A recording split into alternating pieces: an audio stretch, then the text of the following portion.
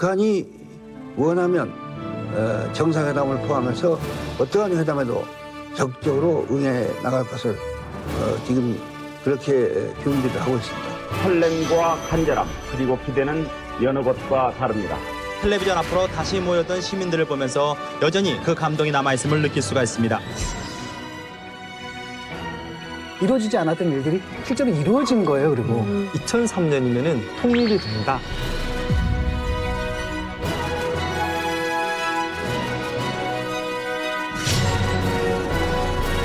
아침부터 긴장하게 안 됐습니다. 네.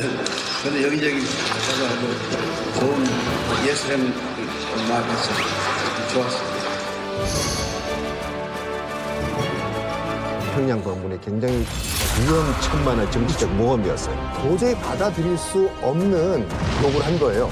김대중 대통령이 평양을 방문했을 때 해야 된다. 섭섭합니다. 어떻게 이 검사가 있는데 따뜻한 바람을 쬐서 옷을 벗기겠다는데 우리 공화국을 녹여버리겠다는 소리입니까? 뭐 이런 거예요. 나만이 태양이냐?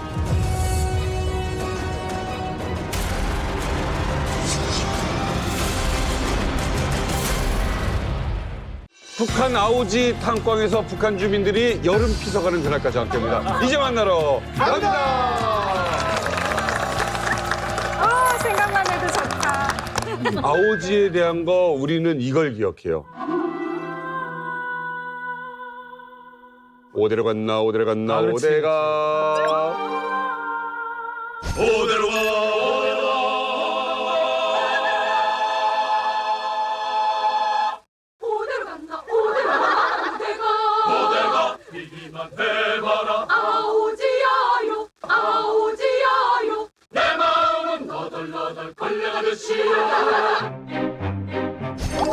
맞아 이거였어.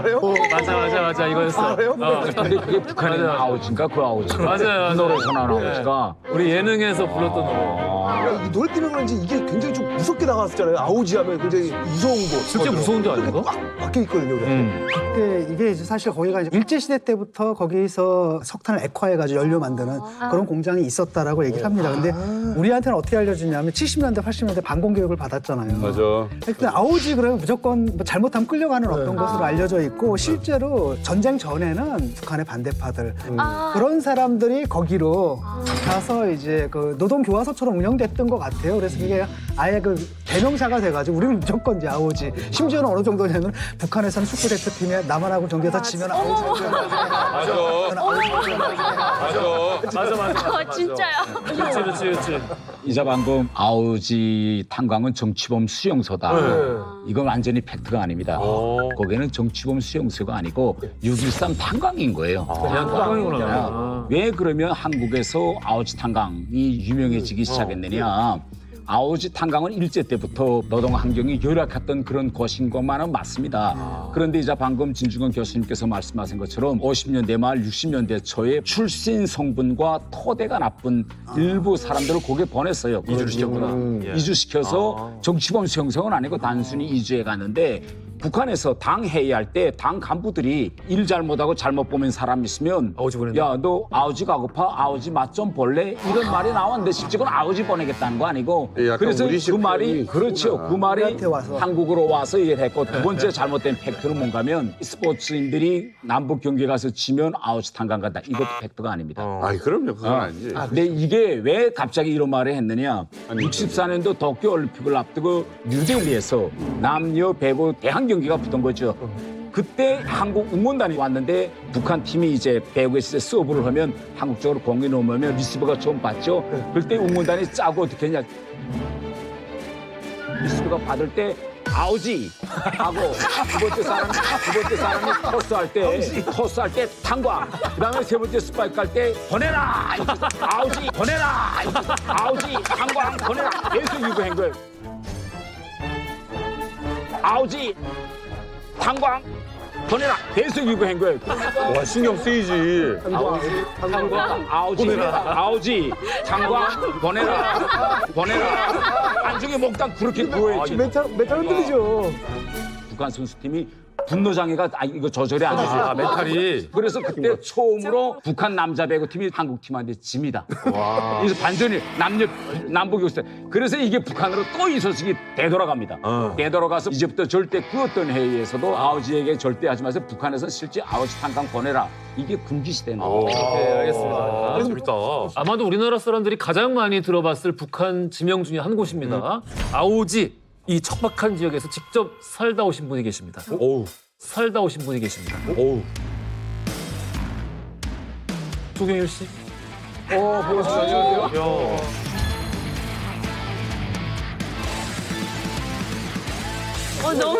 너무 예쁘게 안녕하세요. 생겼어. 예, 안녕하세요. 반갑습니다. 2004년에 한국에 온 조경일입니다. 아오지 쪽에서 오셨어요? 네, 아오지가 정식 지역 이름이 아니고요. 네. 원래 경흥군이었는데 김일성이 한번 왔다 갔어요.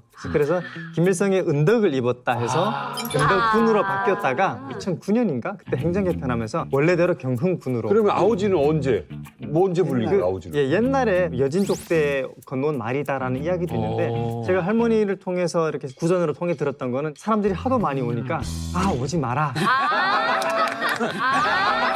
근데 뭐 이것도 뭐 할머니 피셜이고 채널 경일 씨가 이거 기억하는 좀 아오지는 좀 어떤 곳이에요? 그 방금 아오지에 대한 새로운 이야기들이 좀 많이 나왔잖아요.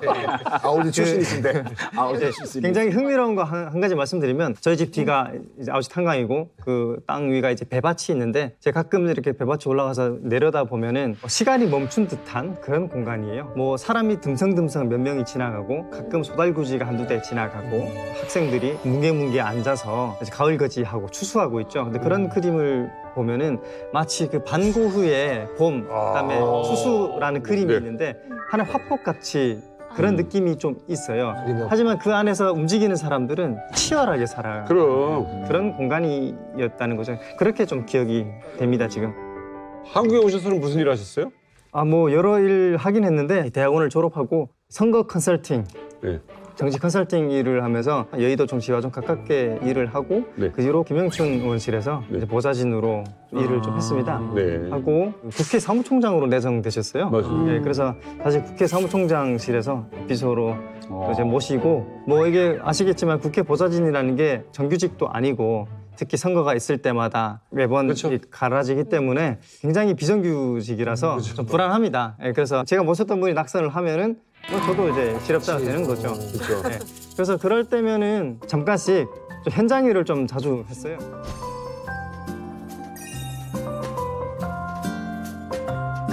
질문 있습니다. 네. 국민의힘에 아주 영향력 있는 삼선 의원이 네. 너무 야무지다. 우리 밑으로 와라 그러면. 우리 밑으로 와라 그러면.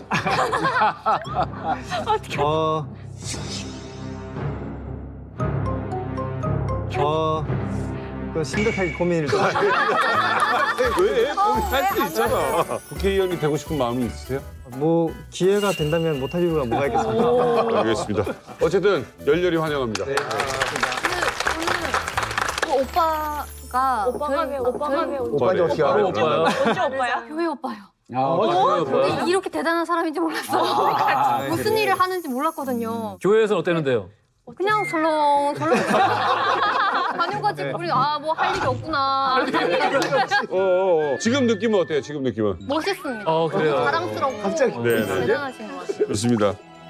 어쨌든 뭐 태영호 의원님 이렇게 젊은 세대들이 정치에 또 관심이 있다. 이 대한민국의 탈북민들이 한 3만 4천 명 정도 되어 있는데 탈북민들은 정치는 나와 인연이 없는 일이다. 이렇게 대해서 정치에 관심 없는 분들이 대부분입니다. 제가 이제 지방도 많이 다니면서 정당 생활을 좀 하세요. 민주당이든 우리 국민의힘이든 일단 당에 들어가서 한번 정당 생활을 해보세요라고 제가 조언을 주면 10명 중에 9명은요. 제가 당 생활 싫어서 한국에 왔는데 맞아요. 당 생활 싫어서 한국에 왔는데 여기 와서 저보고 하라고요? 오늘 이게 할 말이 없지. 논리왕이네, 논리왕. 자, 어쨌든 남북의 역사에도 터닝 포인트가 있죠. 자, 6.25 전쟁 이후에 정말 남보다 못한 사이라고 해도 과언이 아닌 게 바로 남북의 관계가 아닌가 싶습니다. 자, 근데요. 분단 반세기 만에 남북이 손을 잡은 적이 있습니다. 2000년도 그날로 가보겠습니다. 지금 우리는 정상회담을 포함해서 모든 회담에 대해서 문호를 열어놓고 있습니다. 아유 반갑다 이렇게 뵈니까. 대단한 분이지. 북한이 원하면 정상회담을 포함해서 어떠한 회담에도 적극적으로 응해 나갈 것을 지금 그렇게 준비를 하고 있습니다. 남북 정상회담 준비를 위한 정부의 발걸음이 빨라지고 있습니다. 남북 정상회담에 대한 기대 심리로 국제 금융시장에서 북한 채권 가격이 상승하고 사무소와 있습니다. 지점을 설치하는 방안을 적극 추진하고 있습니다. 우와. 회담의 추진 과정을 일반에 투명하게 공개하고 국민 의견을 회담에 반영키로 했습니다. 네티즌들은 저마다 통일이 되는 시기를 점쳐보면서 두 정상에게 거는 기대를 인터넷에 쏟아냅니다. 소신망래나 또 잘못한 문제에서 이제 면회할 수 있는 거 정도는 우선적으로 그건 되지 않겠느냐 기본은.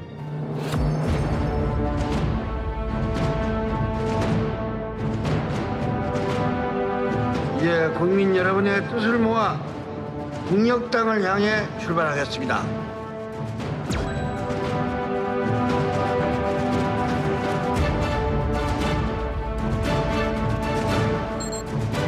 한 시간. 한 시간. 1시간 뒤에.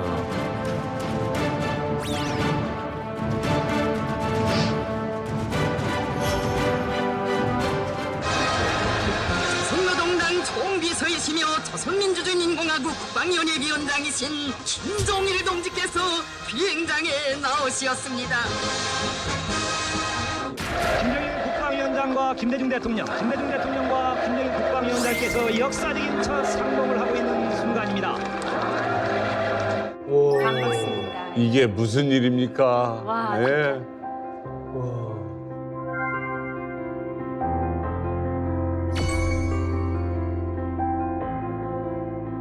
잠잘라다가 편지 않지 않습니까? 예, 우와, 나 처음 봐, 이런 거. 감사기장이었지만 남쪽에서도 많이 졸리는 남쪽에도 내가 어제 밤에 좀 늦게까지 대대기를 봤으면 남쪽에 MC도 보고 서울도 봤는데 또 실향민이라든가 탈북자라든가 많이 소개해서 잘 봤습니다. 어머머머. 탈북자란 표현을 쓰네. 그들이 눈물 흘리면서 고향 소식이나 이번에 좀 전달될 수 있지 않는가, 그 길이 빨라지지 않겠는가 이렇게 많이 생각 좀 한다고 소개 많이 하십니다. 외부 기자들도 수백 명 있는데 한 1000여 명 기자를 두고 입학사하고 우리가 공항에서 합수하고 첫 인사지요. 뭐 제가 무슨 큰 존재라고. 제가 무슨 큰 존재라고. 야, 대박이다.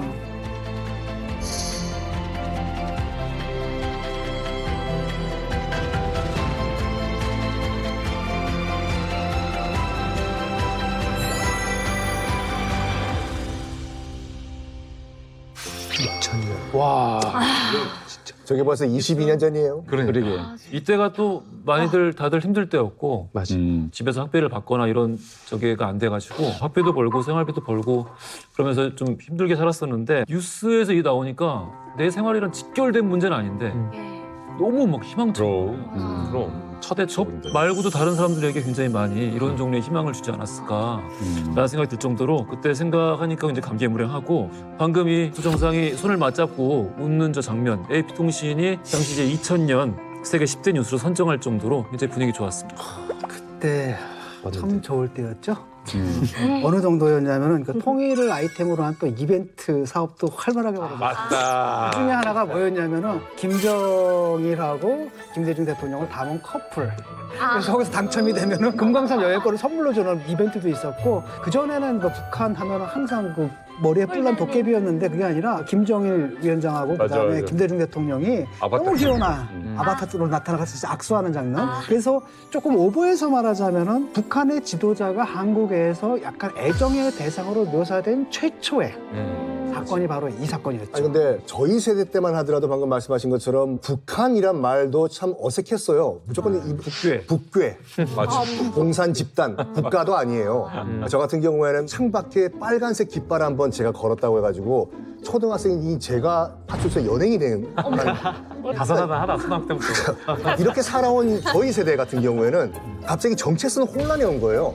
정말 우리가 머리에 뿔이 난 그 도깨비들, 북괴로 살고 살아왔던 사람들을 똑같은 카운터파트로 이제 인정을 해야 되는 것인가? 라는 혼란이 왔었죠. 근데 북한에서도 선생님이 항상 얘기를 했는데 너무 두 분이 잘 맞아가지고 처음에 그 공항에서 내릴 때 발이 불편하시잖아요, 대통령님께서. 그래서 일부러 김정일이 뭐 이제 발걸음을 맞춰서 같이 걷고 항상 분위기 메이커 역할을 했다. 그래서 이번 회담 진짜 잘 끝날 거다 뭐 이런 훈풍이 불었었습니다. 저는 이때 제일 어려웠던 시절이었거든요. 제가 한 10살 때였는데 제가 10살. 입양돼 있었을 맞다. 때였어요. 그래서 아빠 막 행방불명되고 막 진짜 그냥 홀로 남겨져 부모님도 안 있을 계시고. 때였는데 제가 산에 바로 뒷동산에 가서 이제 나무를 뜯고 있었거든요.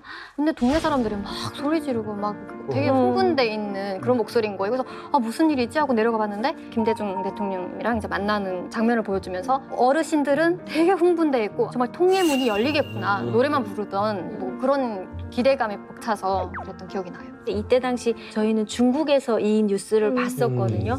근데 여기에 탈북자 뭐 모두 보고 이런 말이 나오는데 그리고 또 실향민이라든가 탈북자이라는 거 많이 소개해서 잘 봤습니다. 그들이 근데 저희는 그걸 보고 뭐라고 우리를 안다. 배신자 이런 건 아니고. 네, 저희는 그때 한국으로 간다 이런 생각 안 하고 중국에서 돈 벌어서 북한으로 갈 생각으로 그걸 딱 보는 순간 와 그러면 만약 통일이 될 수도 있는데 그러면 누가 대장이 돼야 되지? 우리 장군님이 돼야 되는 거 아닐까? 그때까지도 그때까지도 둘이서 막 그래도 장군님이 되어야지. 해야지. 저 사람은 어디서 봐 처음 보는 사람이라는 중국 텔레비로 보니까. 네, 아니, 맨날 언제부터 아빠 표정으로 본다? 둘이 얘기하고. 아니, 상상하니까 웃겨가지고 둘이 자네가 만담하고 있는 거잖아. 우리 역시 대장은 우리 장군님이 해야 되는 거야. 그러면서 탈북했으면서 탈북했으면서 마음은 아직 거기 있어. 그 와중에. 내가 잘 돼. 그때까지는 아주 빨갱이였죠. 알겠습니다. 아니 그러면 이 남한 대통령하고 어떻게 보면 이제 북한 수장이 만난 거잖아요. 최초로 만난 거죠. 그렇죠. 최초죠. 그전에는 이제 문익관, 임수경 씨처럼 민간인이 가가지고 만나는 경우도 있고 그다음에 또 사실 정상회담을 하기 위해서 또 여러 가지 노력들이 있지 않습니까? 이우락 씨가 평양에 밀사를 가거나 이우락. 그 박정희 정권 때 그리고 이제 전두환 정권 때도 장세동 씨가 또 평양에 가고 그랬는데 실제로 이루어지진 않았잖아요. 근데 이루어지지 않았던 일들이 실제로 이루어진 거예요. 그리고 아니 태호 의원님은 그 당시에 북한 외교관이셨잖아요. 네. 그때 어떻게 제가 그때 당시 스웨덴에 있었는데요. 우리 외교관들로서는 제일 흥미있는 게 뭔가면 의장대 사유라는 거. 여기 한영 행사에서 피 크는 의장대입니다. 왜 의장 사유이냐? 이 의장대라는 건요. 쉽게 하면 육해 공군 명예 위봉대입니다. 근데 김대중 대통령은 북한으로 보면 주적의 통수권자잖아요. 근데 주적의 통수권자인데 이걸 한다? 이건 북한에서는 법과 현실 의전이 맞질 않는 거예요. 그래서 그때 남과 북이 이 의장대 사열까지 가는 데는 이건 상당한 오랜 시일이 흘렀습니다. 네. 자, 보세요. 여러분, 이분은요, 최고의 휴민트입니다. 이 남북 정상회담의 현장에 현장에? 김대중 대통령과 김정일의 여기서 어머 진짜 부담스럽다 야. 바로 앞에서 본 휴민트를 모셨습니다. 이분이. 태영 원사님? 잘 찾아보세요.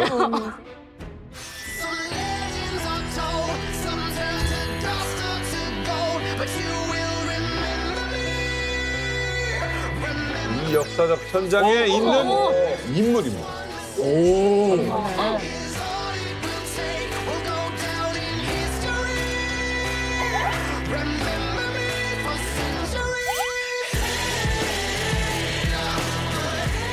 장과 합주, 동화무용, 민속무용 등 다채로운 종목들이 올랐습니다. 이야 원샷.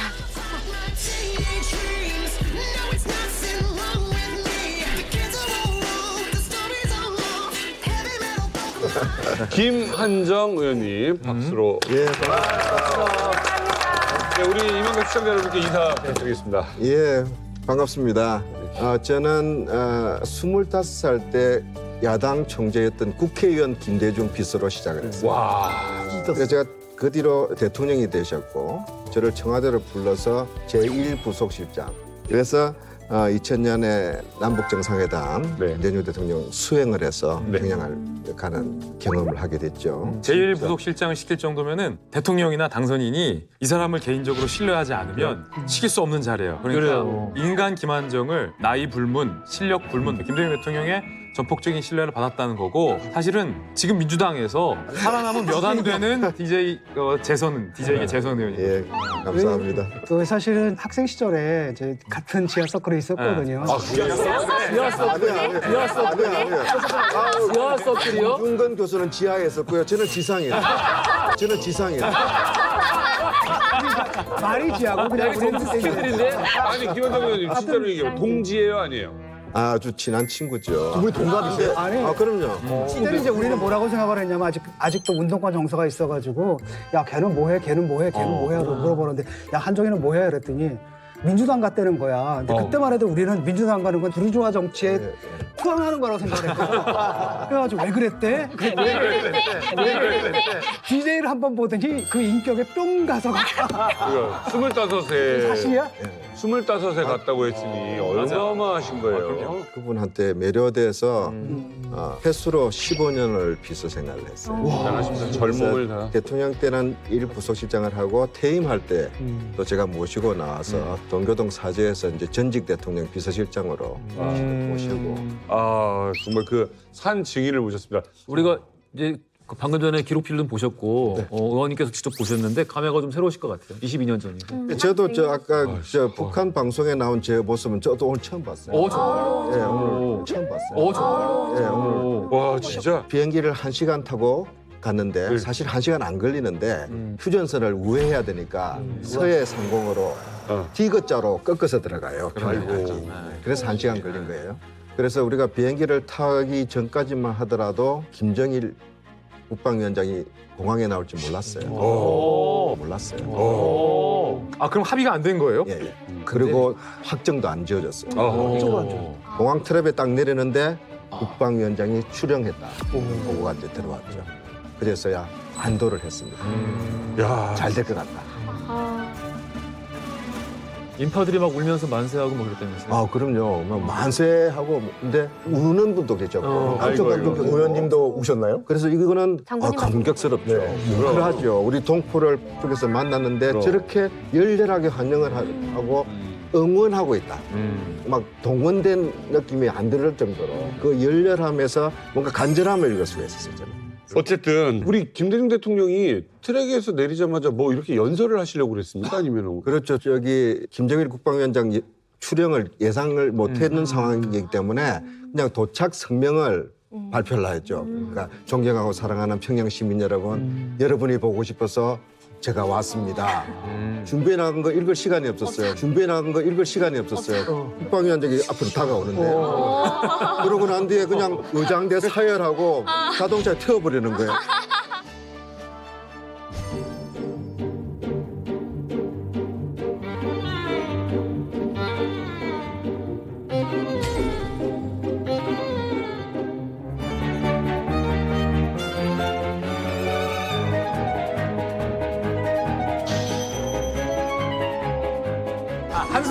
한순간에 납치 아닙니까 이러면? 그거 못 따라가는 거죠. 경호팀들이 굉장히 당황했어요. 그 당시에 원래는 반대를 했었나 봐요. 직접 그 순환공항 레드카펫으로 나가는 그 행사 자체를.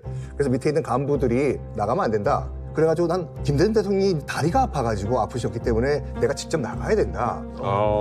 그래서 이제 그 나중에 순환공항에서 만나자마자 이제 응접실에 앉아가지고 김정일 위원장이 이제 김대중 대통령한테 뭐라고 얘기했냐면 한 번만 더 빨간불을 더 켜면은 내가 새총으로 다 깨부시겠다. 이런 말을 김정일 위원장이 했다고 하죠. 이게 파격이었어요. 아마도 어쩌면 안 나올 것을 예측하고 김대중 대통령께서 연설문을 준비해서 가신 거잖아요. 네. 근데 이 중에서 가장 큰 압권은 우리 보안상 합의되지 않은 이벤트는 곤란합니다. 그게 아무리 북한의 김정일이고 역사상 첫 만남이더라도 우리 정상이 왜 예정되지 않은 저 사람의 차를 타고 가지? 경호실장도 아니 문책감이에요. 근데 침착방에 지적하시는 건가요? 그렇죠.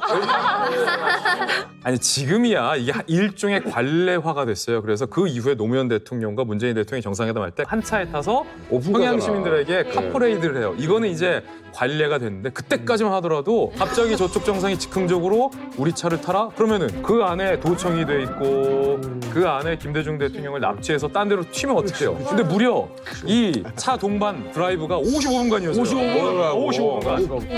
55분간. 말은 못해도 김한정 의원 속이 타는 거야. 부속실장이. 근데 꼭 그렇지는 않았어요. 아니, 시간 드리고. 아니, 55분. 예. 제가 듣기로 김정일 국방위원장이 차 안에서 55분간 이런 말을 했다는 거예요. 북에 오는데 대통령님 무섭지 않으셨습니까? 무서운데 여기까지 이거 어떻게 왔습니까? 그러니까 일단 쪼크를 날렸다라고 저는 알고 있는데 맞습니까? 그건 아니고요. 그건 아니고요. 뭘 하시고. 속이 다 시원하네. 아니야. 초대소에 도착했잖아요. 그럼 이제 거기서 이제 취재진이 다 이제 대기하고 있어요. 이제 카메라가 돌아온 속에서 영접 멘트로 무섭고 어려운 길을 용감하게 오셨다. 이런 이야기를 했죠. 아니, 그럼 차 안에서 무슨 얘기를 하셨어요? 그래서 차 안에 그래서 막 의혹 제기가 있었어요. 둘이서 그 안에서 뭔가 밀담을 한 거 아니냐. 그래. 다 궁금해하고 언론도 막 그런 취재를 원해서 여쭤봤어요. 한영 인파 서로 이거 하느라고 대화도 못했대요.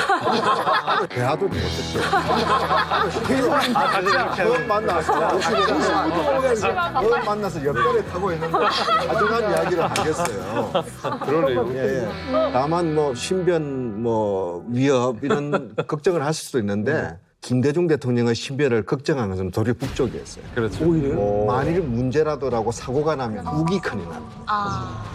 그래서 처음에는 사전 실무 접촉을 하잖아요. 제일 문제가 경호원 총기 휴대 문제였어요. 그렇죠. 근데 북에서 최고 존엄 앞에서 우리 상대방이 총을 휴대하고 경호원들이 들어온다 상상할 수 없는 일이죠. 우리 경호실 입장에서는 또 무장 해제는 왼주먹 가지고 무슨. 그래서 그런 이야기가 나왔는데 지금 지나고 가니까 아무 일 없잖아요. 평화를 위해서 갔고 그렇다고 해서 우리 안보 태세나 국방 태세가 전혀 문제가 없는 상황이기 때문에 그것도 좀 과도한 거 아니냐. 그러나 전례는 없었기 때문에 이례적인 앞으로 그런 해프닝 내지는 이런 당혹스러운 장면들은 앞으로 폰을 들으냐고 대화 시간이 없었네. 진짜네. 어떻게 의원님 본인은 가는 거 무섭지 않으셨어요? 어쨌든 북에 가는 건데 일 때문이기도 하지만 걱정도 많았을 것 같고 또 내가 책임져야 될 사람들이 있고 그러니까. 걱정이 이렇게 기대감이 높은데 합의가 제대로 안 돼서 성과 없이 돌아왔을 때 받을 그 정치적 부담 그게 더 컸어요. 김대중 대통령도 마찬가지였어요. 사모님은 뭐라고 하시던가요? 제 아내가요 좀 매정한 데가 있어요. 남편 걱정은 하나도 안 하고요. 똑같은 이야기 하더라고요. 뭐래? 가서 성과 없이 왔을 때 어쩌려고 성과 없이 그러냐. 상당히 도박의 성이 있는 거죠. 위험한 리스크가 있는 거죠. 정치적으로. 아니 이제 사실 이제 그렇게 걱정을 하시고 가셨잖아요. 그렇게 그 걱정을 무색할 만큼 웃으시면서 이렇게 악수를 했었잖아요. 그때 한 50여 명 다는 못하고. 근데 악수를 하게 된 거예요. 환송 오찬이에요. 마지막 행사예요. 그 다음에는 바로 공항으로 이제 출발해야 돼요. 그래서 김정일 위원장이 한턱 내겠다고 한 거죠. 그다음에 곤발바닥 요리도 나오고, 백두산 구렁이 술도 나오고 막 그랬어요. 진짜 나왔구나. 그래서 들어가는데 입구에서 우리 공식 수행원들 수고했다고 입구에 서서 이제 우리식으로 박수를 하는데 저도 그때는 몰랐어요. 북쪽에서는 그런 관례가 없다는 걸 미처 몰랐는데 우리는 자연스럽겠지만 김정일 국방장도 조금 어색해하는 몸에 익숙하지 않은 어전이니까. 저는 다 학사. 예. 우리는 항상 그렇게 하거든요. 우리식으로 했다는 게 맞는 것 같아요. 그게 맞나요? 김정일 손이 일반 사람보다 좀 두껍다는데. 숨에서 곤발바닥. 예. 고마고 맙습니다. 진짜 그래요?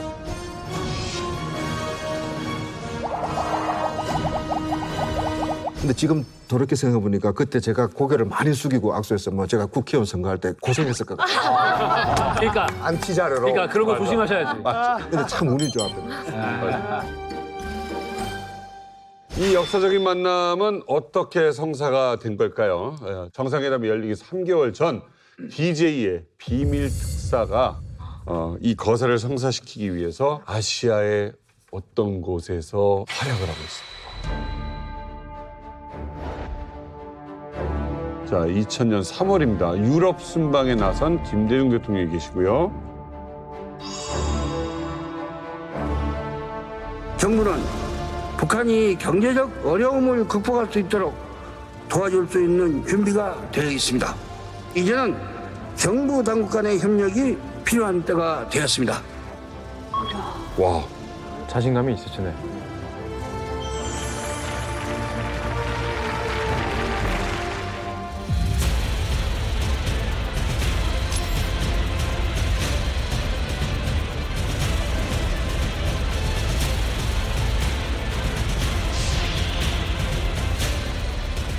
싱가포르? 갑자기 싱가포르?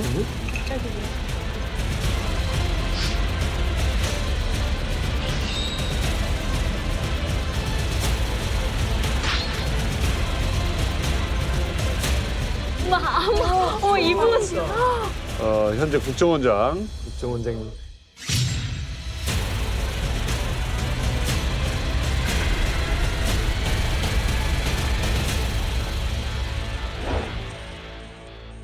자, 김대중 대통령이 남북 정상회담의 의지를 천명한 그 순간 물밑 작업을 펼치던 DJ의 비밀 특사. 당시 문화부 장관이었습니다. 박지원 현 국정원장으로 익숙한 분입니다. 박지원 씨는 아주 오랜 시절부터 대표적인 DJ맨 그리고 영원한 DJ맨 그리고 그냥 DJ 분신과 같은 분입니다. 그리고 또 이분이 워낙 또 능수능란하시잖아요. 그래서 정치 구단이라는 별명도 갖고 있고 이분을 갖다 특사로 이제 보낼 수밖에 없었던 거죠. 김대중 대통령께서는 박지원 장관이랑 김한정 의원님이랑 누굴 더 좋아하셨어요? 당연히 저를 좋아하죠. 네? 당연히 저를 좋아하죠. 너무 곤란하시네. 어떤 면에서 근데 좋아한다고 중요한 일을 다 맡기지는 않잖아요. 그렇죠. 그래서 그렇죠. 이게 중요한 일이잖아요. 아니 박지원 장관님은 만나본 사람들은 다 압니다만 인터뷰를 해보면 유머도 있고, 네. 재밌으시잖아요. 그래서 국정원장 이제 곧 쫓겨나니까 그러세요. 오시라고 하면은 저보다는 100배 많은 이제야는 말할 수 있다. 이제 막 나올 거예요. 박지원 원장 쫓겨나나요? 제가 한번 물어볼까요? 근데 아니 아무튼 이 중요한 순간에 그 역사적 순간에 함께 있으신 분 진짜 휴민트 중에 휴민트. 그렇죠. 맞아요. 맞습니다. 어떻게 보면 문화부 장관이면은 사실 북한과는 연관이 없잖아요. 관련이 없잖아요. 없죠. 어떻게 보면 통일부 장관이나 아니면은 뭐 국정원장도 아니고. 그런데 어떻게 문화부 장관이었던? 통상은 국정원장이나 통일부 장관의 프로토콜이 옳아요. 그렇죠. 누가 봐도. 굉장히 예리한 지적이에요. 아, 근데 이건 북한이 당시 지금도 마찬가지지만 국정원하고 국방부에는 북한이 전통적으로 아주 적개심을 드러내요. 그리고 그때 당시 국정원에 대해서 북한이 어떻게 표현했냐면 이렇게 했어요. 국정원 패거리들이 북남 대화에 낯짝을 들이민다면 계획적인 대화 파탄 책동으로 간주할 것이다. 북한이 이렇게 말할 정도였어요. 그래서 우리가 실무적으로 국정원장은 일단 배제하자라는 거예요. 그럼 두 번째 질문. 국정원은 아니야. 오케이. 그럼 통일부가 있잖아. 통일부에서 해야 되는 거 아니에요? 그럼 왜 통일부 라인이 가동이 안 됐을까? 박지원 장관도 처음 대통령께 반문했던 게 통일부 장관도 있지 않습니까? 제가 대북 전문가도 아니고 박지원 원장이 이랬는데 김정일 대통령이 단호하게 거절했습니다. 대통령이 당신이 가라라고 했어요. 그 이유가 뭐냐면 통일부 장관이 움직이면 아무래도 통일부로 출입하는 기자가 수많잖아요. 아 뭔가 하는구나. 티가 날 수 있어요. 티가 냈다가 정상회담이 성사가 안 돼봐요. 그렇지. 그러면 해보지는 못하고 리스크는 김대중 정부가 지게 되는 거니까 누구도 예상 못할 인물 박지원 문화부 장관이 움직이는 게 여러모로 좋았다라는 거죠.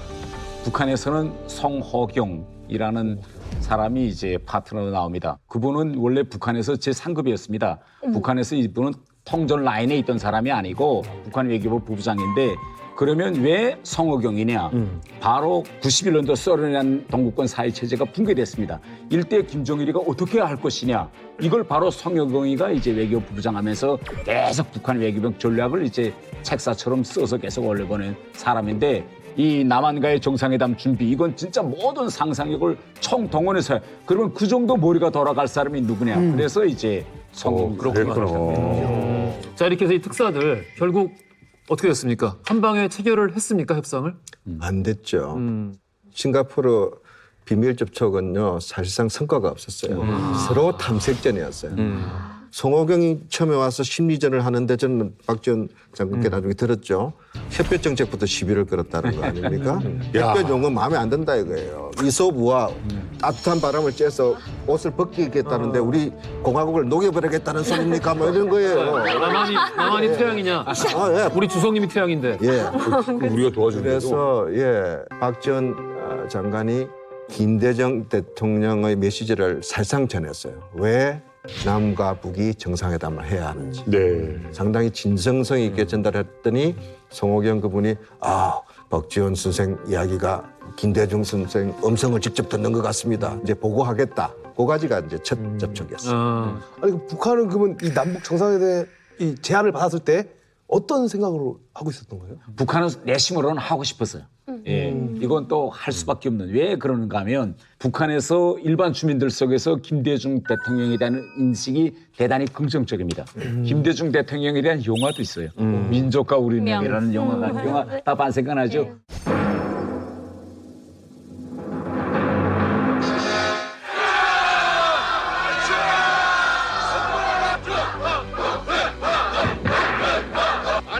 통일 독립을 공동으로 보장하도록 요구해야 합니다.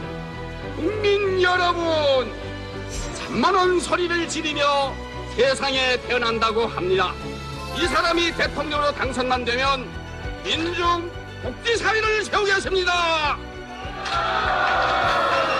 그래서 대단히 북한 사람들은 김대중 하면 우리 편이다. 그러네. 이런 인식이 대단히 가해서 김정일로서는 하기 대단히 이제 좋은 그런 대상인데 만나자마자 햇볕 정책을 이제 왜 햇볕 정책입니까? 라고 이야기했는데 우선 이거 김대중 대통령께서 이 베를린에 가서 얘기합니다. 이거. 근데 북한은 왜 장소가 하필 독일에 가서냐.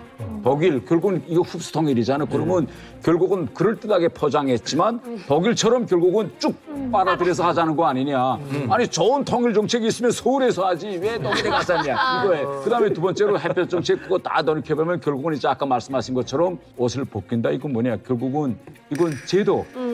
제도를 이런 이야기를 계속하고 다니는데 내심은 그럼 어떻게 틈새를 파고들어서 성사시킬 것인가. 이미 그때부터 가닥은 잡은 거죠. 아니 이 남북 정상회담을 위한 또 어떻게 보면 비밀 특사잖아요. 그러니까. 그리고 굉장히 좀 문화부 장관님이시지만 비밀스럽게 막 스파이처럼 막 이렇게 좀 행동하셨겠네요. 이게 뭐 거의 007 작전 같이 진행이 됐는데 일단은 뭐 김대중 대통령이 이제 베를린으로 떠났을 때 이제 박지원 문화부 장관은 이제 싱가포르로 이제 들어갑니다. 들어갈 때 신원이 들어가면 안 되기 때문에 보딩 패스에 들어가는 영문 스펠을 지원이니까 이제 JI잖아요. 근데 JEI로 바꿨다고 해요. 항공기 안에서는 좌석에 깊숙이 몸을 파묻고 화장실도 승객들의 눈을 피해 이용했습니다. 비행기를 타는 순간부터는 저희 비서나 핸드폰 같은 것은 전부 꺼버렸기 때문에 저희 집은 전화번호가 바뀌었으니까 아무 기자들도 저 집으로 전화를 할 수가 없고. 어쨌든 처음 만남이 이루어졌어요, 싱가포르에서. 근데 이 만남을 계속 이어가야 되는데 그 송호경 그 저쪽 북측 대표가 그럼 중국에서 만나자. 중국으로 넘어가라, 상하이로.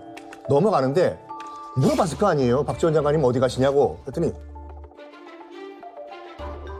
건강검진 받으러 간다고. 중국으로 가세요? 상하이로요. 건강검진 받으러 일단 말을 하놓고 상하이로 들어가요. 몇 차례 회담이 진행됐는데 일이 좀 안 풀렸나 봐요. 그래서 다시 한국으로 돌아와가지고 이거 일을 잘 해결해야 될 건데 했는데 다시 연락이 온 거예요, 북측에서. 베이징으로 넘어와라. 마지막으로 단판을 짓자. 해가지고 이제 베이징으로 넘어가야 되지 않습니까? 네. 그런데 그게 4월 8일이었거든요. 4월 8일이 일요일이었어요. 그러니까 일요일이니까 건강검진이 안 통하지 않습니까? 어디 가세요? 성묘 간다고. 중국 같은.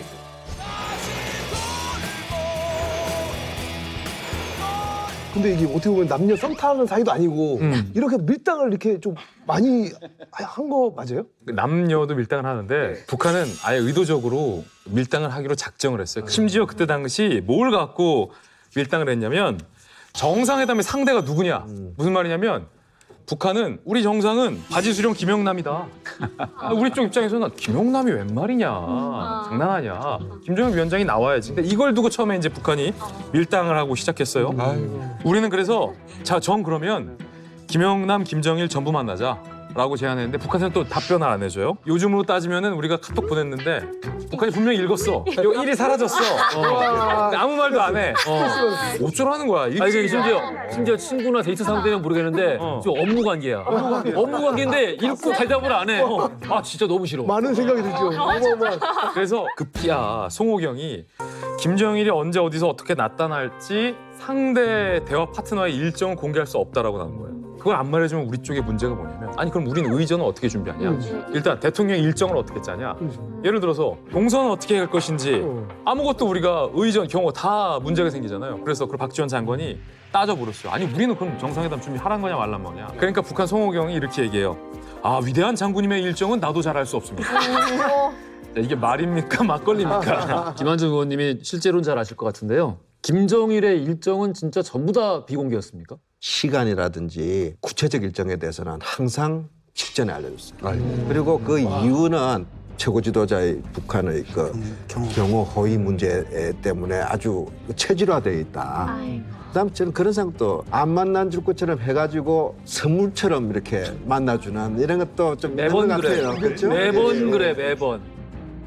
제가 이야기한다면 이게 많은 사람들이 이렇게 생각해요. 아 이미 다 그렇게 다 짜놓고 마지막까지 우리 애간장 태운 거 아니냐 이거잖아요. 근데 현실적으로 진짜 실무에 나가는 사람, 마지막까지 일정 이제 합의하는 사람조차도 이걸 합의 줄 수 없습니다. 왜 진짜 답변을 못 주느냐? 김정일이가 오케이 그러면 내가 오면 만나준다고 답변 줘라. 이 말을 본인이 안 하는 거예요. 안 하는데 북한은 당 규약에 이렇게 돼 있습니다. 일호 행사 비밀을 절대 노출시키면 출당입니다. 그러니까 만나줄 거면 이렇게 절대 말할 수 없어요. 그러면 우리는 끝까지 우리 장군님의 일정은 그 누구도 모릅니다. 말을. 저는 궁금한 게 김정일 위원장이 올지 말지도 모르잖아요. 근데 이 회담을 특사에서 어떻게 해서 이렇게 하겠다고 한 거예요? 그 이제 박지원 장관이 그 북측의 요구를 무조건 못 먹어도 고 단 콜을 한 거예요.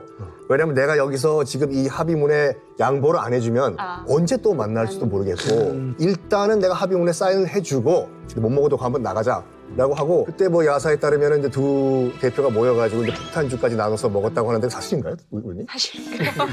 그래서 그래요. 박지원 장관은 항상 폭탄주로 제압을 하려고 들죠.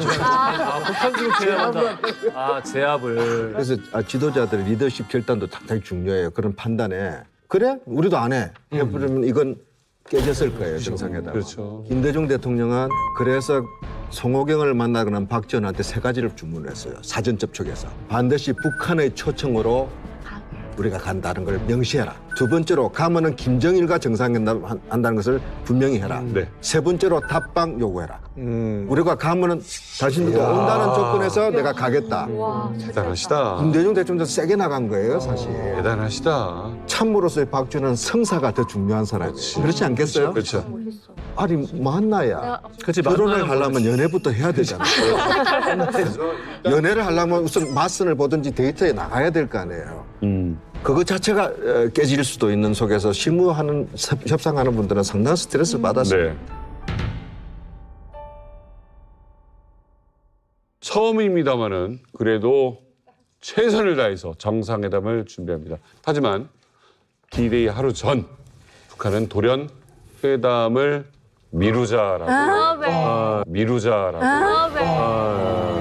진짜 밀당한다.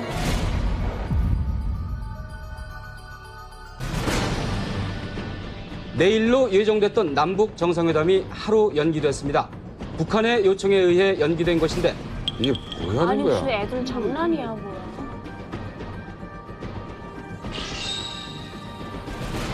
북측은 기술적 준비 관계로 불가피하게 하루 늦춰질 것을 요청했고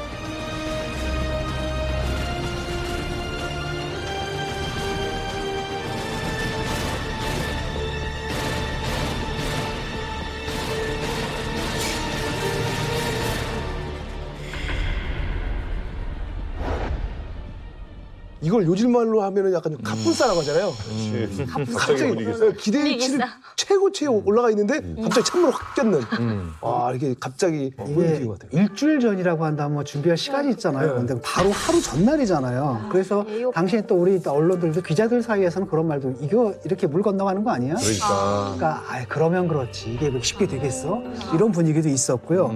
또 타이밍이 또 기가 막혔던 게 뭐냐면은 남북 정상회담 하기 전에 그 분위기를 띄우기 위해서 회담의 성사를 기원한다 그래가지고 북한에서 평양 교회단을 보냈어요. 그래서 실향민들 모시고 공연까지 했거든요.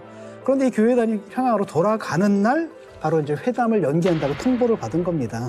아유. 그래서 이 불안감이 더 가중된 거죠. 북한이 이렇게 중요한 일을 앞두고 자꾸 이제 목리를 부리고 말을 뒤집고 이론은 계속해서 명령 혹은 결정을 최후의 순간까지 미루고 이런 일이 반복되니까 주체였던 김대중 대통령은 상당히 불안해하셨을 것 같다는 생각도 드는데. 어떡하겠어요. 대통령은 삼재수전 다 겪으신 분이에요. 아니, 그렇지. 감옥도 갔다 오고 사형 선고도 받고도 그러니까. 살아난 분인데. 하루도 뭐 그 얘기하게 참모들한테 우리가 50년을 기다렸는 일인데 하루 못 기다리겠냐.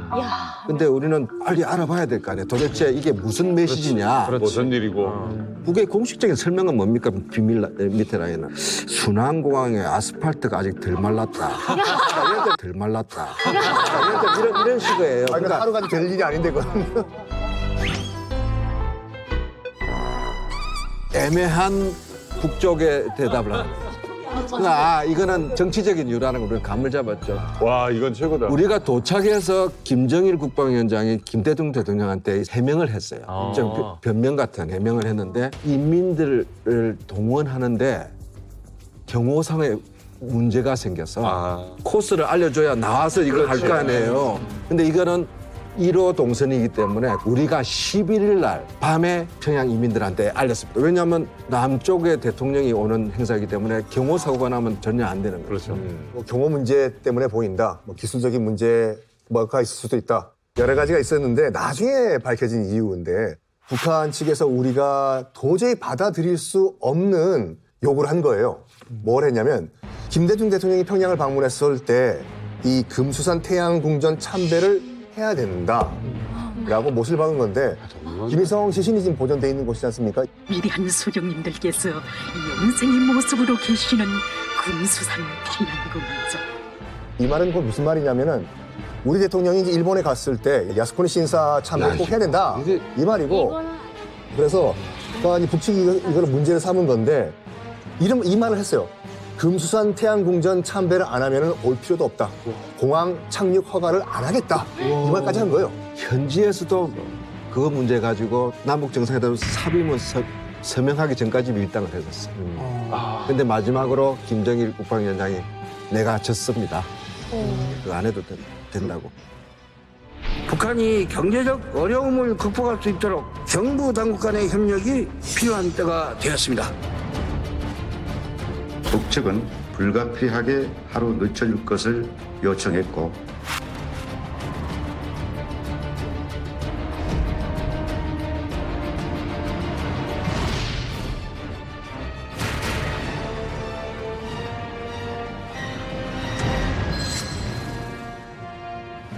어쩌면 취소될지도 모르던 남북 정상회담은 어찌 되었건 이제 시작이 됩니다. 자, 그런데요, 우리가 상상하는 것처럼 평화로운 분위기로 시작하진 않습니다. 그렇습니다. 김대중 대통령 정말 베테랑의 초고수의 정치인인데 그 상대인 김정일 보십시오. 권모 술수 우리가 소위 이야기하는 이런 쪽으로는 비상하거든요.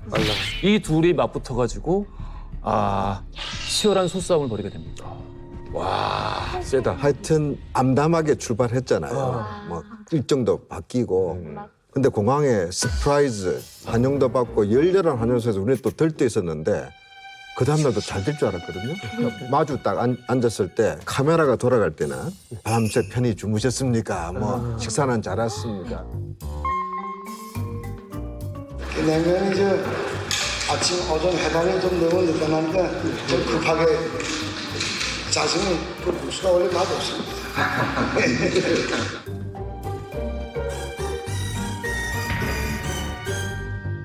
카메라가 나가고 이제 본격 회담이 시작되는데 섭섭합니다. 어떻게 섭섭합니다. 어떻게 이 형사가 있는데 정상회담 역사적 상봉을 축하한다고 대한민국 국회하고 인공기를 같이 걸었는데 그거를 국가범법으로 처벌하겠다고 남조선 검찰이 이렇게 했다는 거예요. 그런 얘기를 해요? 예, 어떻게 이럴 수가 있습니까?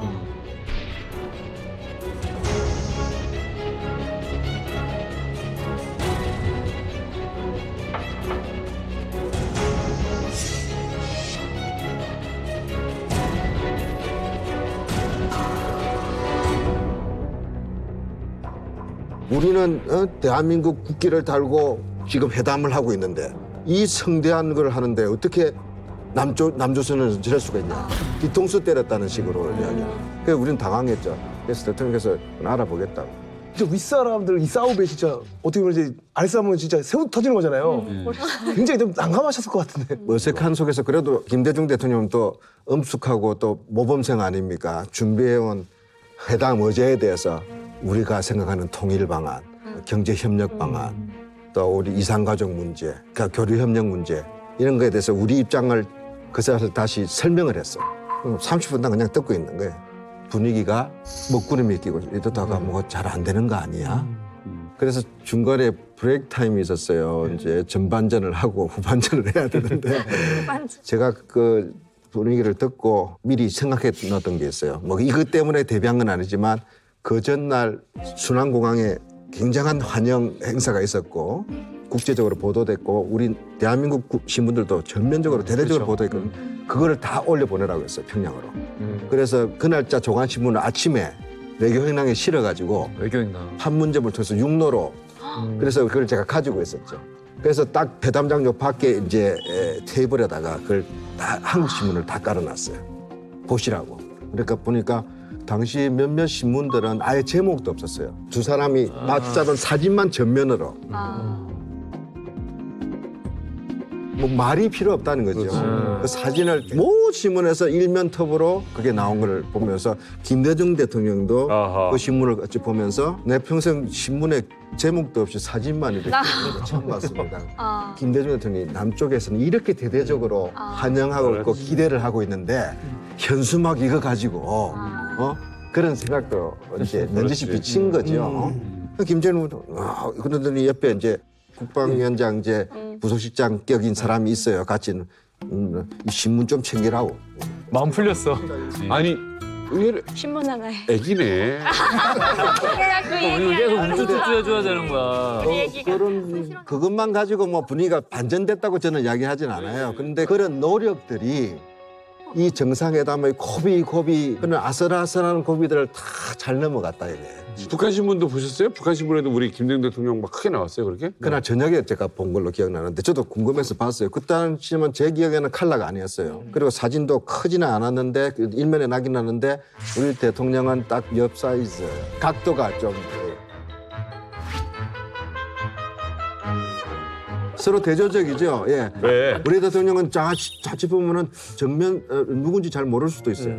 누군지 정말. 저거를 저렇게 하면 사실 기자 잘려요. 앵글 남한에서 이렇게 하면은 이렇게 찍어서 가면은 데스크에서 불같이 노해가지고 바로 잘라요. 이거는 말도 안 되는 일이지. 얼굴 안 보여주려고 그런 거야? 이게 일부러 의도적으로 찍은 거예요. 보면은 우리 언론은 김정일 국방위원장도 돋보이고 김대중 대통령이 돋보여요. 그리고 그 사이에 선명하게 얼굴이 아무도 없어요. 근데 지금 북한이 찍은 사진을 보면 김영남도 나오고 왜 이렇게 굉장히 많아요? 다 보여. 이거 그냥 폰카로 찍은 거 같잖아. 이건 탈락이에요. 탈락. 야, 저건 너무했다. 저러면서 뭘 서운해하기는. 아이, 나 진짜 정말.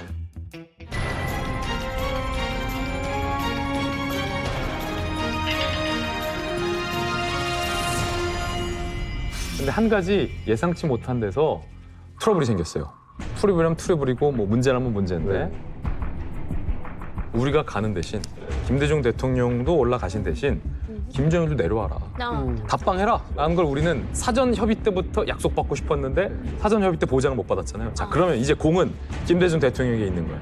나도 왔으니까 내려와 달라. 계속 얘기하는 거예요. 답방해라 하는데 김정일 위원장이 딴 말, 딴 데 보고 딴 말 듣고 진짜? 말을 돌리는 대화가 안 통하는 거예요. 그러니까 김대중 대통령이 하다 이런 말을 했다라고 전해져요. 여보쇼, 김 위원장이 노인 대접을 참 잘하는 걸로 나는 익히 알고 왔는데 나보다 젊은 당신이 안 오는 게 예의적으로도 말이 안 되지 않소. 이렇게까지 마지막에 얘기를 해요. 그러니까 그제서야 김정일 위원장이 좋다. 나도 내려가겠다라고 수락을 했다라는 얘기가 전해지고 있습니다. 답방하겠다고 얘기를 했구나. 마지막에 이제 문제가 된 게 또 뭐였냐면은 서명문에 누군가 서명을 해야 되잖아요. 그렇죠. 우리나라는 당연히 서명기체. 대한민국 대통령 김대중 사인하고 북측에서는 조선민주주의 인민공화국 국방위원장 뭐 김정일 사인을 해야 되는데 일단 명목상 국가원수는 최고인민위원회 위원장인 김영남이니까 김영남이 사인을 하겠다라고 이게 주장을 한 거예요. 그래가지고 안 된다. 김정일 위원장이 직접 사인을 해야 된다. 안 된다. 명목상 국가원수는 김영남 위원장이기 때문에 김 위원장이 사인하겠다. 그랬더니 계속 이렇게 옥신각신 그 대화가 주고 왔다 갔다 하다가 김정일 위원장이 김대중 대통령에게 이런 말을 했다고 해요. 역시 전라도 분이라서 고집이 굉장히 셉니다. 이런 말을 했대요. 근데 이게 만약 사실이라면 정말 잘 받아치신 거예요, 김대중 대통령은.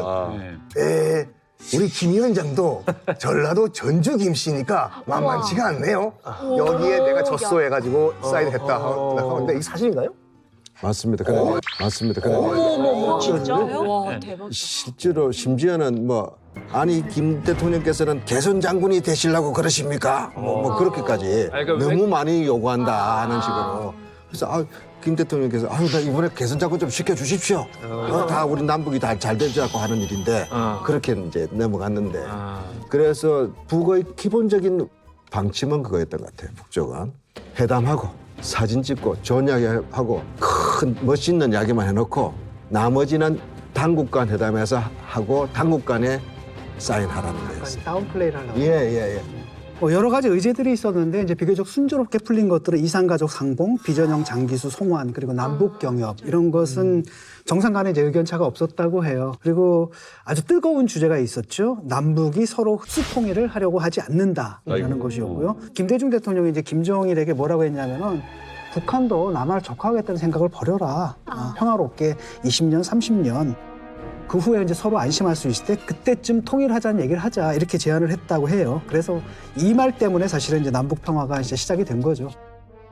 조선노동당 총비서이시며 조선민주주의인민공화국 국방위원회 위원장이신 우리 당과 우리 민의 위대한 영도자 김종일 동지께서는 김대중 대통령과 함께 14일 북남 공동선언에 서명하셨습니다. 공동성명에 대해서 완전히 합의를 봤으니까 여러분 축하해 주십시오. 먼저 김정일이 약간 얼떨떨이야 지금. 얼떨떨했지. 얼떨떨이야. 합의가 안 된 거야.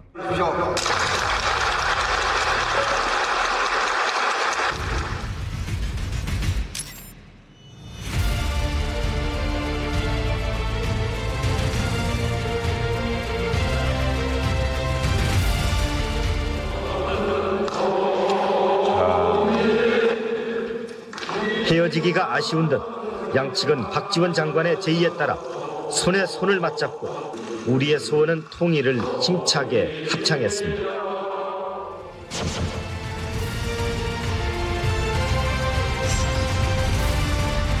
연상된 헤어지는?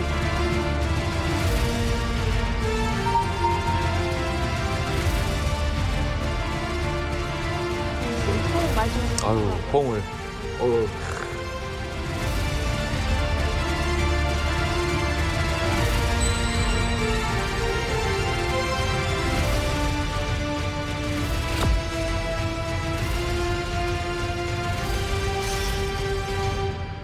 저렇게 껴안는 사진 전 세계에 정말 언론을 뜨겁게 달궈놨습니다. 시작은 김정일 국방위원장의 순환 방문, 깜짝 방문으로 시작했다면 마무리는 김대중 대통령이 끌어안는 포용으로 마무리된 셈이죠. 그러네. 사실 그때 공항으로 가기 직전에 이제 귀국하라 제가 말씀을 드렸어요. 어제 잘 됐고 오늘 환송 오찬 분위기도 좋았고 하니 대통령께서 공항에서 연장자시니까 먼저 이렇게 하시면은 좋겠습니다. 북도 응할 것 같습니다. 그래? 그래서 하셨어요. 그 제안을 하셨고. 김정일 국방위원장이 그러기는 좀 그렇잖아요. 사실 그쪽 문화하고도 맞지도 않고. 본인은 성격과도 안 맞고. 예, 연장자잖아요, 또 김 대통령. 그렇죠. 상당히 어려워하더라고요. 우리 김 대통령은 좀 도덕적 카리스마가 있었어요. 그리고 무엇보다 더 중요한 거는 김 대통령은 북이 뭘 원하는 걸 읽었죠, 이미. 읽고 있고 진짜 도와주려고 했어요. 근데 이게 손 번쩍 올릴 때 김정일 위원장은 이게 생각을 못 하고 있다가 손이 끌어올라가는 거라서 손가락 2개가 잡혀 있어. 김정일 위원장이 이렇게 하고 있는데 손가락 2개가 이렇게. 어떻게 살며시 펴야 되는데 너무 꽉 잡아서 못 폈어. 예리하다 형. 예리하다. 진짜 예리하다. 손가락 2개에 이어서 너 하나 또 발견한 게 있네. 너 하나 또 발견한 게 있네. 뭔데? 허지웅의 눈. 노래를 부를 때 우리의 소원은 통일. 김정일 위원장 안 부르고 있던데. 북한에서는 이 노래를 아예 안 부르나 보죠? 아니, 당연히 알죠. 아는데 아마 지금까지 저도 북한에 있으면서 김정일이 노래하는 건 한 번도 못 봤어요. 안 보여주는구나. 딱 이게 뭐 북한에서 최고 용도자 하면 뭐 완전히 신가. 존엄. 그래서 최고들은 뭐 노래하면 안 되는 거야? 그러니까 우리가 교회 가도 하나님 찬양하지 하나님이 직접 해주시는 그렇지. 답가를 보내주지 않잖아. 우리가 부를 때 예수님이 노래 부르는 거 못 봤어요. 그렇지. 김정일이가 음악을 대단히 좋아하고 노래를 대단히 좋아하는 사람입니다. 이 사람. 요는 북한 사람들 한국 노래 뭐 다 듣고 하는 사람이지만 나는 사람 보는 데서는 안 노래 부른다. 최고 존엄이 노래 이렇게 입벌리가 하면 안 돼. 그것도 북한 헌법에 나와 있습니까? 이거 북한 헌법에 안 나왔어요?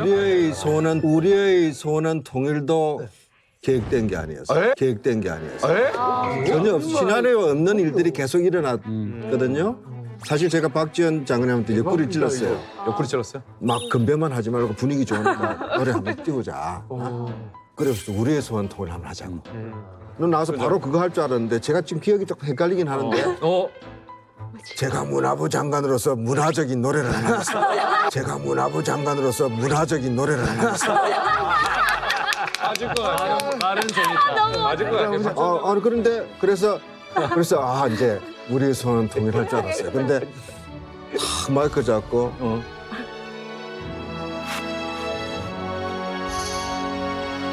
최진희 가수의 우리는 너무 쉽게 헤어졌어요. 우리는 너무 쉽게 헤어졌어요. 하면 안 되잖아 거기요.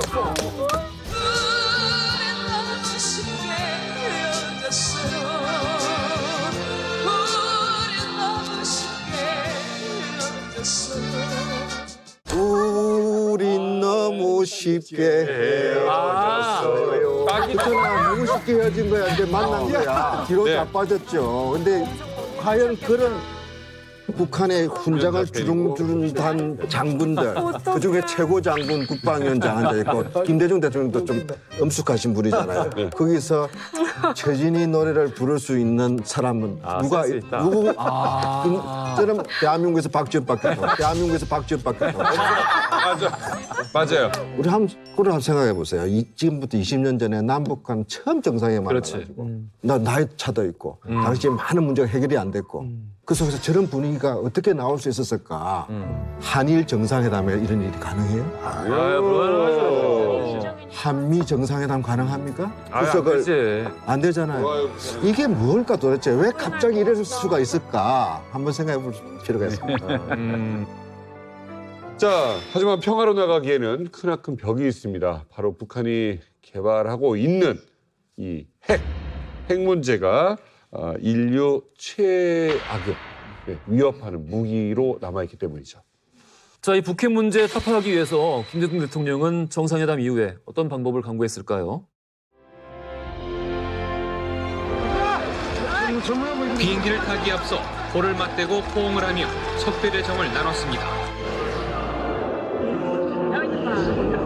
오직 오늘을 기다리며 50년 인고의 세월을 기다려온 사람들. 체제나 이념도 핏줄 앞에선 아무 소용이 없었습니다. 어떡해.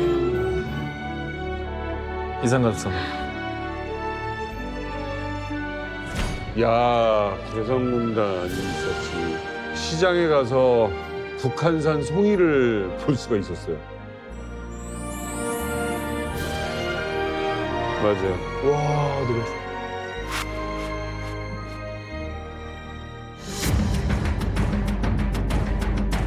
이번에 확인된 북한의 미사일 전력이 동북아 정세 어두운 긴장이 고조되면서 풀릴 듯하던 남북 관계에도 암운이 드리워지고 있습니다.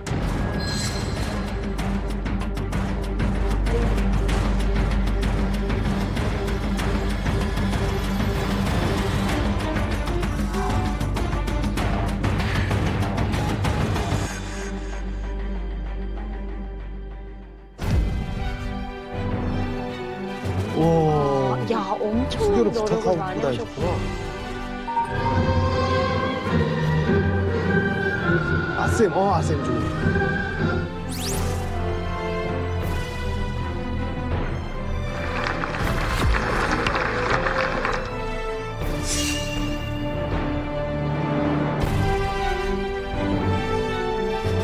조선민주주의인공화국과 영국 사이의 외교관계를 즉시 설정할 때 대하여 합의하였다.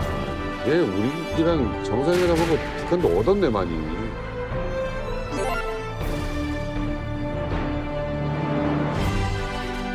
와, 이거는 김대중 대통령 덕분에 북한도 얻은 게 많은데요? 그러니까요. 이 수교국이 9개나. 와, 아니 김대중 대통령은 그 외교적으로 왕따였던 북한에게 어떻게 친구를 만들어준 거예요? 그 김대중 대통령님은 이렇게 생각했던 것 같습니다. 예, 남북 간의 관계는 지금 풀렸는데 이 관계를 계속 장기적으로 이어나가려면 김대중 대통령에도 우군이 필요한 겁니다. 그런데 그때 당시 미국을 보면 지금 선거가 이제 막바지판으로 가고 있는데 거기서 누가 이기느냐 예측할 수 없는 상태에서 김대중 대통령이 생각했던 햇볕 정책을 지속시키려면 과연 이게 누굴까? 그래서 이제 김대중 대통령이 유럽을 바라보기 시작했는데 여기서 토니 블레어 그때 영국 총리와 친분 관계가 있었기 때문에 이분을 제일 앞장에 세웁니다. 그래서 그 아까 우리 보신 것처럼 10월 아셈 회의 오는 토니 블레어가 불현듯 북한과 수교하겠다라는 입장을 발표하고 연이어 한국으로 도착하는 모든 정상들이 도착하면서 계속 북한과 수교하겠다고 이제 선포합니다. 그런데 그때 우리 북한에 제가 왜냐하면 외교부에 있었는데 앞으로 다른 나라와 유럽과의 이건 정치적 선언이기 때문에 실질적으로 수교 협상까지는 대단히 오래 갈 것이다 이렇게 생각했는데 블레어 총리가 여기 와서 다시 한번 또 수교하겠다라고 이야기하고 며칠 안 돼서 영국 외교부 장관이 편지가 옵니다. 북한 외교부 장관한테 수교하겠으니까 빨리 만나자.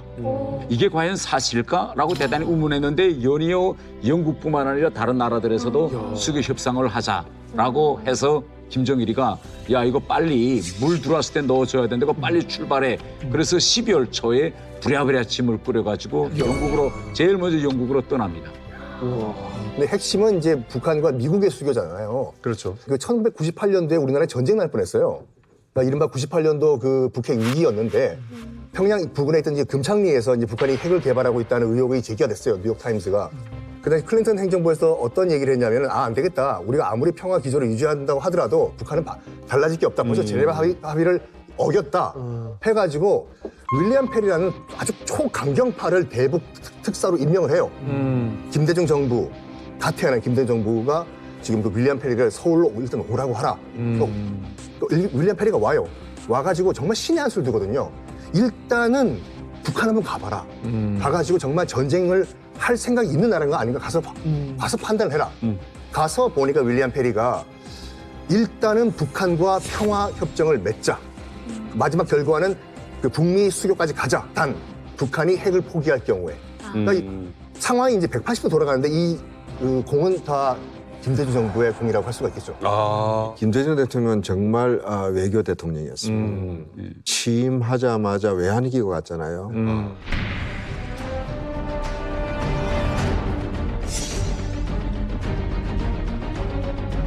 가슴 졸이는 후보자로 들어와 당선자로 나서는 일산 자택 현관. 경제 일변도의 정책, 민주주의를 소홀히 하던 정책이 이제는 경제와 민주주의를 똑같이 중요시하는 정책으로 바뀐다는 걸 말합니다. 그러면 우리도 돈을 빌려와야 되잖아요. 그리고 우리 국제 투자도 받아야 되잖아요. 그동안에 김대중 대통령의 외교 인맥을 총동원했어요. 김대중 대통령은 한국의 인권 지도자니까 외국에서 친구들이 많아요. 그래서 심지어는 빌 게이츠, 뭐 마이클 잭슨까지 데리고 왔잖아요. 특유의 복장으로 화려하게 나타난 마이클 잭슨. 그 옆에는 근엄한 표정의 나카소네 전 일본 총리가 앉았습니다.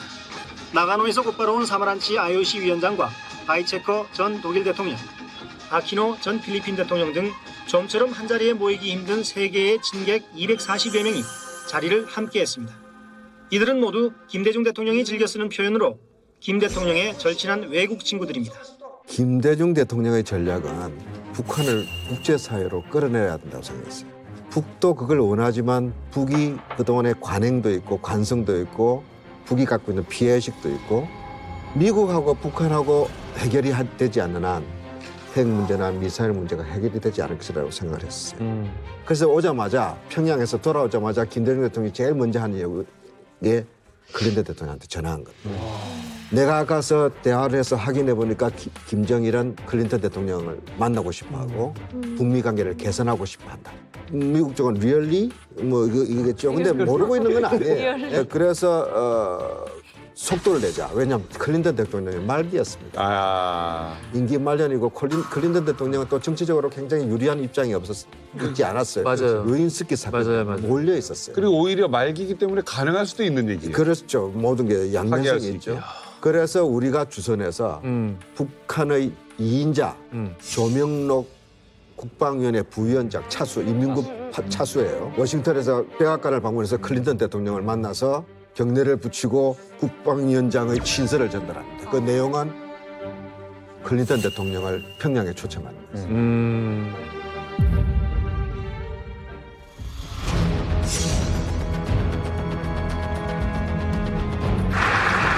Thank you very much.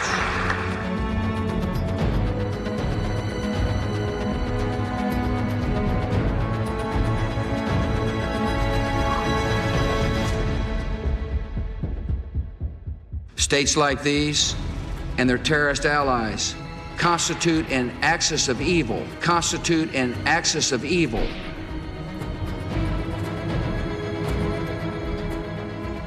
그 당시에 만약에 북미가 좀 수교가 됐다면 많은 게 달라졌을까요?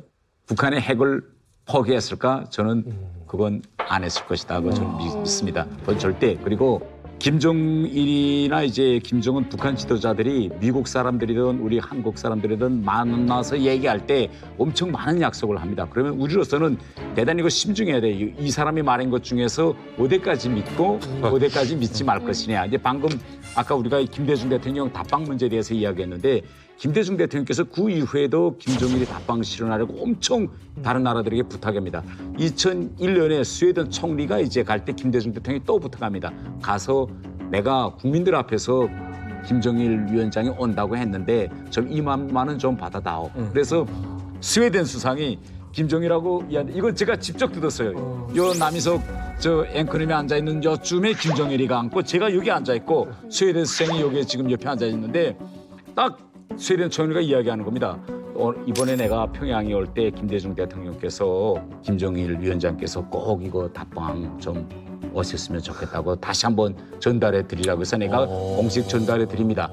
라고 김정일한테 딱 이야기. 근데 제가 이쯤에 앉았는데 속이 막 후두둑 떨리는 게 야 이거 큰일 났구나. 왜 큰일 났냐면 북한에서는 스웨덴 총리가 와서 뭘 제기할 것이라는 리스트를 다 만들었는데 이게 없었던 거예요. 근데 이걸 갑자기 그 김대중 대통령한테서 총을 받았다고 전달하니까 막 야 이것도 모르고 있었네. 예상 출제 문제를 비껴갔어. 이거 어떻게 답변할까? 그런데 김정일이가 딱 뭐라고 답변하는가 하면 야, 제가 약속한 건데요. 당연히 가야죠. 그러니까 가서 내려가서 총리님께서 김대중 대통령이 이제 그날 비행기로 왔어요. 만나면 내가 꼭 김대중 대통령과 한 약속은 지킨다고 전달해 주세요. 그러니까 스웨덴 수상이 내가 꼭 전달하겠다고 저 와서 또 떠납니다. 그래서 우리는 속으로 야 이거 진짜 뭐 또 다음 서울에 내려가는가 보다 이렇게 생각했는데 다 끝나고 헤어졌죠. 헤어지고 나오면서 딱 뭐 도중에 나가다가 강석주 그 부상보 딱 보더니 아니 이거 내가 진짜 서울 단방할 거라고 믿고 스웨덴 청년한테까지도 이걸 부탁했는데. 근데 이거 되게 중요한 얘기인데 그렇게 얘기했다는 이렇게 이야기하는 거예요 지금. 아, 그럼 그래서 우리 나오다 이게 아니었구나 깜짝 우리 놀란 거예요. 그러니까 이걸 모든 말을 우리가 다 믿지 않아도 문제지만은 또 다 믿어도 또 역시. 자, 남북 정상회담 이후에 북미 관계 회복을 이제 우리 정부가 희망을 했었고 2003년엔 정상회담 막후에 모종의 딜이 있었다라는 논란이 일기됐었습니다. 김정일이 정상회담 빌미로 15억 불이라는 현금을 우리에게 요구했습니다. 예, 명백한 사실이고 하지만 이는 뭐 받아들여질 수 없죠. 우리 정부가 정상회담을 대가로 현금을 쏴준다? 이거 현행법 위반입니다. 근데 논란이 되고 있는 건 정부가 아닌 현대그룹에서 4억 5천만 불을 지급하는 걸로 체결이 되었죠.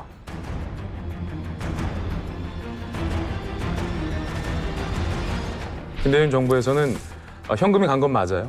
근데 이건 대통령의 통치행위다라고 주장을 합니다. 그래서 한번 법적 판단을 받아보자라고 대법원까지 정부가 이제 항소를 한 거죠. 그런데 최종적으로 대법원의 판단은 김대중 대통령이 정상회담을 한 것까지는 통치행위지만 그 이후에 부당한 방법으로 더군다나 기업을 압박하는 듯한 형태로 해서 기업의 재산이나 국민의 재산이 북한에게 비정상적인 방법으로 지급되는 것까지는 통치행위로 볼 수 없다라는 대법원의 최종 판단이 나와서 박지원 장관 등이 다 유죄를 선고되게 됩니다. 5천억 원이라는 돈이에요. 우리나라 돈으로 5천억 원. 그때 우리나라 IMF 때문에 좀 힘든 시기였잖아요. 그다음에 현대 측에서 굉장히 큰 기대를 갖고 있었잖아요. 금강산 사업이라든지 그렇기 때문에 투자의 개념으로 접근했던 거고 저는 법적 판단을 받아보면 보나마나 이건 뭐 불법이라고 나올 거라는 거죠. 근데 그 이전에 이걸 법적으로 적용해야 할 사안이냐 아니냐 이러는 거지. 그러니까 통치행위로 본다면 사실 법을 적용해서는 안 되는 거잖아요. 이 부분에 대한 판단은 좀 남아있다고 봐요. 그 이야기는 오갔어요. 가난한 북한에 사실 남북 정상회담 최초로 가는데 빈손으로 갈 수는 없잖아요. 뭐든지 남북관계뿐만 아니라 외교관계에서 그런 패키지들이 있습니다. 예. 그런데 우리가 정부 예산을 가지고 북한한테 뭐 그 생색을 낼 수 있는 게 별로 없었어요. 그래서 현대는 이미 사업을 시작하고 있었어요. 금강산 관광 사업을 시작했고 실질적으로 돈을 개성공단에서 벌고 싶어 했어요. 그리고 뿐만 아니라 통신, 철도, 도로, 인프라 건설 이게 김대중 대통령이 베를린 선언에서 한 이야기입니다. 민간 기업에서 하는 일들을 정부 대 정부, 당국 대 당국으로 보정을 하고 대한민국 정부도 평화를 위해서라면 북한의 인프라 지원을 하겠다고 했어요. 그러니까 현대 쪽 논리는 30년 독점 사업권을 받았는데 싸게 받았다는 이야기예요. 그런데 북한이 성금을 요구하니 그건 결국 또 투자 선입금증으로 사업부를 줬다는 주장이고요. 결과적으로 이 문제는 옳고 그러다라는 측면보다 비즈니스로도 접근해야 된다고 저는 생각해요. 과연 그 돈이 낭비였고 부도덕한 돈이었나. 저는 근데 그 명함이 있다는 거를 이제는 좀 양측 다 인정했으면 좋겠어요. 이건 김대중 대통령도 사과한 일이에요. 그리고 대법원에서도 유죄 판단이 난 거죠. 이거를 그러면 자성을 해야 되거든요. 그때는 이런 명이 있었고 이런 암이 있었다. 이 돈은 합법적이지 못했고 떳떳했지 못했다. 왜냐하면 얼마든지 북한이랑 정상적인 체결을 해서 지원할 수 있는 방법이 있었다라는 게 대법원의 판단이잖아요. 노무현 정부 때. 이 부분과 관련해서는 이제 자성하는 목소리가 김대중 대통령도 사과한 만큼 좀 나오고 남북 문제를 좀 명함을 동시에 봐야 된다. 이런 아쉬움이 좀 있다고 봅니다. 자, 오늘 남북 정상회담 이야기를 이렇게 해봤습니다. 저희 김대중 대통령의 정말 생전에 모습 또 업적을 이렇게 봤어요. 가장 가치 있게 바라봐야 될 거 남북 정상회담 어떤 점이라고 보십니까? 남북 정상회담 이후에 한국의 발전된 모습이 북한에 대단히 많이 알려지게 됐습니다. 남북 회담 정상회담 전까지는 우리가 북한에 가령 현대버스를 줬거나 자동차를 줬다면 거기에 H자를 북한은 무조건 다 뗐어요. 왜 이건 북한 사람들이 보면 안 되는 겁니다. 그리고 남한에서 이제 쌀이 가면 대한 적십자 제공 쌀 이렇게 이것도 항에서 그 마대가 내려면 군인들과 그다음에 속도전들과 달아서 그 마대를 몽땅 다해서 쌀을 다 털어서 그걸 태워버렸는데 아니 정상회담 이후에 정상까지 만난 와중에 그다음부터 한국에서 버스나 차가 오면 현대차가 그대로 H로 붙은 상태에서 달렸고 옷으로 하여 그토록 굳건한 뼈를 감동 깊이 새겨준 살리의 핏줄기 운명의 혈맥이었습니다. 그다음에 길거리에서 이제 한국에서 쌀이 옵니다. 그러면 군대를 동원해서 그 마대를 다 뜯는 일 없어졌고 마지막에는 이 한국 쌀 마대가 대단히 좋습니다. 다른 엄청 좋아요. 알지? 네. 이것이 장마당에서 팔립니다 또. 예, 장마당에서 조용히 이제 자 이거 우리 한국 쌀 마대 있는데 사겠냐면 이건 비싸지만 좋다는 건 누구나 다. 그래서 그다음부터 대한적십자 쌀 마대가 온 북한에 퍼졌고 그래서 그 이후에 북한 신문이나 영화에서 한국에 거지 많다, 한국에 뭐 못 산다 이런 선전선동 표현 자체가 서서히 다 없어지고 한국은 북한보다 훨씬 더 잘 산다는 게 북한 사람들은 다 알게 된 겁니다. 김대중 대통령이 2000년 정상회담을 하고 서울로 돌아와서 그렇게 이야기를 했어요. 이거는 남북 정상 공동선언은 매듭이 아니라 이제 시작이라고 그랬어요. 그런 것입니다.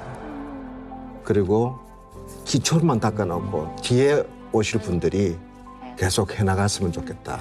지금도 그래서 6.15 공동선언은 유효하다는 겁니다. 그 정신은. 우리를 위해서 평화가 필요한 겁니다.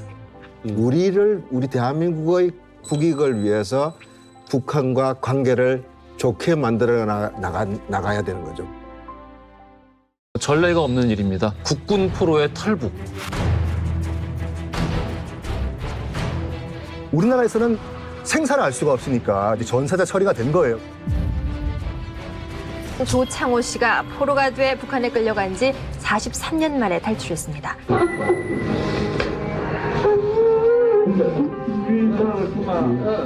한시도 있을 수가 없습니다.